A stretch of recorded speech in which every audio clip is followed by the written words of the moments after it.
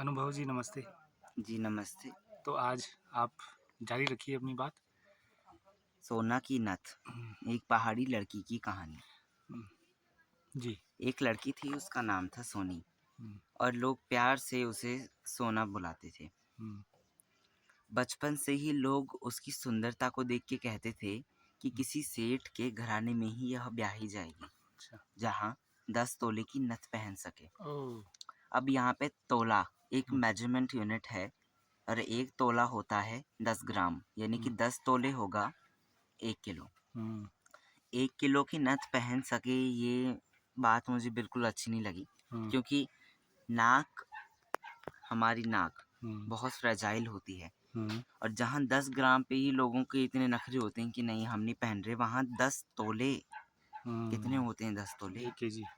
पूरा नाक हुँ, किसी इंसान के लिए ये बहुत ही बुरी सज़ा होगी कि उसे एक 10 तोले का नथ पहनाया जाए। हुँ, हुँ। और वैसे भी ये किसी के बस की बात मुश्किल ही होगी, अच्छा, वैसे क्योंकि कहानी है क्या? कहानी के बारे में बताइए पहले थोड़ा-सा जी कि ठीक है। हुँ, तो एक लड़की थी, उसका नाम सोनी था, इस बारे में तो हमने बात कर ली हुँ, है हुँ, और उसकी सुंदरता को देख के लोग ऐसा बोलते थे कि हुँ, ये किसी सेठ के घर में ही ब्याही जाएगी। अच्छा। तो सुंदर बड़ी-सी सोने की नथ पहनने की खुशी में हुँ, सोनी अपना वो दर्द भूल जाती थी, हुँ, जब उसकी नाक में छेद कराया गया था। अच्छा। मतलब वो ये चाहती थी कि वो नथ पहने, उसे इसकी कोई चिंता नहीं थी कि उसे कैसा दर्द हो रहा है। हाँ, तो उसे पता भी नहीं रहा होगा ना, और छोटी थी। धीरे-धीरे वो बड़ी होने लगी। हुँ, बहुत जल्द उसे एक रिश्ता आया, हुँ, लेकिन उसे हर रिश्ते में कोई ना कोई खोट दिखाई दी। हुँ, ऐसा क्यों? हुँ, क्योंकि जो भी रिश्ता था, वहाँ के जो घरवाले थे, हुँ, मतलब जो रिश्ता या आता था। लड़की का हाथ माँगने के लिए आए थे, हुँ, वो इस कदर समर्थ नहीं थे कि वो 10 तोले की नथ सोने को पहना सकें। ओह! ठीक, ठीक, ठीक। तो हुँ, वो कहा करते थे कि ये तो हमारे बेटे पर है, या हुँ, जो भी जिसके साथ रिश्ता हो रहा था सोनी हुँ, का, हुँ, तो ये बोलते थे कि ये तो अब इस पे है, हुँ, अब ये तो हमारी सामर्थ्य से बाहर है कि हुँ, हम इसके लिए 10 तोले का नथ लाएँ। हुँ, हुँ।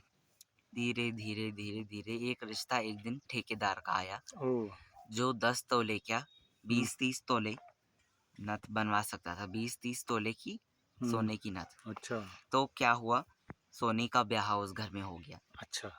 और ब्याह होने से पहले ही हुँ, उसे 10 तोले की नथ पहना दी गई। हुँ, तो इसमें क्या होता है, अब आगे उसकी शादी हो गई थी, हुँ, अब उसकी गोद भी भर गई थी, यानी कि हुँ, उसका बच्चा होने वाला था और हो हुँ, गया। हुँ, तो उसके पति की जब भी कमाई होती थी, हुँ, तो जितनी कमाई होती थी, वो हुँ, उसकी नथ पे लगा देता था।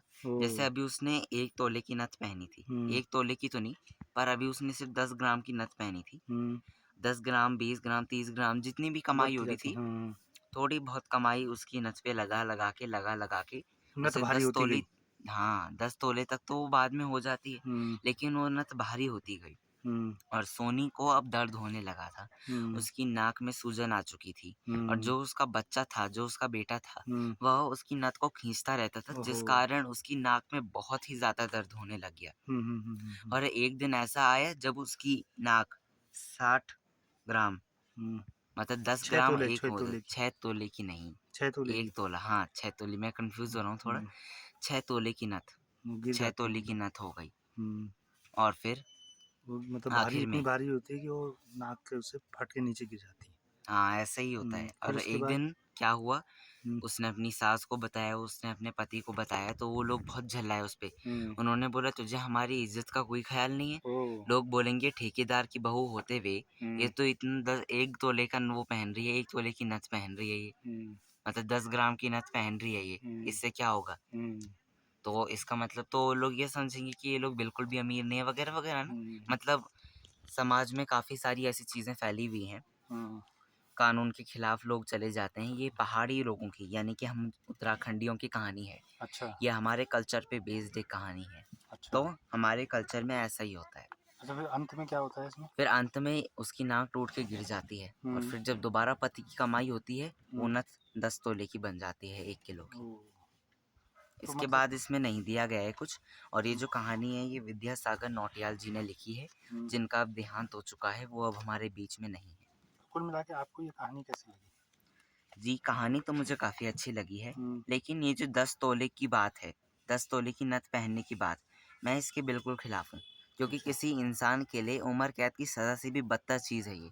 उसे ओह! हर पल दर्द में रखना, वो चैन से सो भी नहीं सकती, हुँ, चैन से सो भी नहीं सकता, जो भी है। और हुँ। ना तो वो साँस ले सकता है ढंग से, ना वो खाना खा सकता है। तो वो मतलब खुद हर पल वो दर्द में रहता है। तो वो खुद क्यों नहीं मना कर पाई कि मैं नहीं पहनती वो इसको? उसने मना कर दिया था, लेकिन उसके घरवाले नहीं माने। घरवाले उन्होंने या बोला, ससुराल वाले? अब ससुराल वाले हों या मायके वाले, उसके घरवाले ही हैं। हुँ, उन्होंने मना कर दिया। उन्होंने बोला, तुझे हमारी इज़्ज़त का कोई ख़्याल नहीं है, जो तू ऐसी अच्छा। बातें कर रही है। तो इस तरह की जो परंपराएँ हैं या कस्टम है उससे तो अंततः नुकसान किसका होता है? जी, सबसे ज़्यादा नुकसान हम लोगों का होता है, हुँ, अग्रिम पीढ़ियों को, और हुँ। कुछ नुकसान उन्हें भी होता है जिन्होंने इन पीढ़ियों को अस्तित्व में लाने का काम किया है। अच्छा, जो ये इस तरह की परंपराएँ बनाई हैं। जी हाँ, तो आज के संदर्भ में मतलब कैसी परंपराएँ होनी चाहिए आगे? अगर परंपराएँ रखनी ही हैं, तो ऐसी परंपराएँ बनाई जाएँ कि भगवान पे अंधविश्वास नहीं करना है। कस्टम्स। विश्वास कीजिए, लेकिन अंधविश्वास नहीं। हुँ, उसके लिए कोई भी चीज़ दाँव पर लगाने की मत सोचिए। हुँ, क्यों? ओके। क्योंकि ये पूरी ज़िंदगी बर्बाद हो सकती है, सब कुछ ख़त्म हो सकता है, सिर्फ़ इस अंधविश्वास के कारण, इस भ्रष्टाचार के कारण। और अगर परंपराएँ बनानी हैं, तो ऐसी परंपराएँ बनाइए, जो इस भ्रष्टाचार, इस गंदी चीज़ों का बहिष्कार करें। ओके, तो बहुत-बहुत शुक्रिया आपका। जी, शुक्रिया।